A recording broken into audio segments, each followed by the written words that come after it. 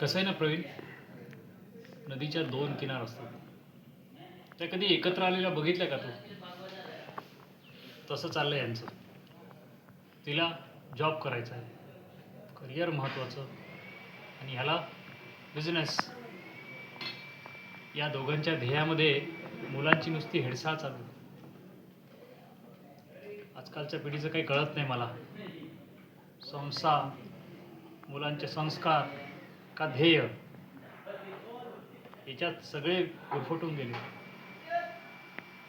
ते काय करतायत त्यांना कळत नाही, आणि त्यांना काय सांगावं हे मलाही कळत नाही. पण एक गोष्ट सांगतो, ध्येय, संसार यापेक्षाही जास्त महत्त्वाचं आहे मुलांवरचे संस्कार. आणि हे आजकाल विसरत चाललेत लोक. खरंच. चल जाऊ दे, आपण चहा पिऊयात.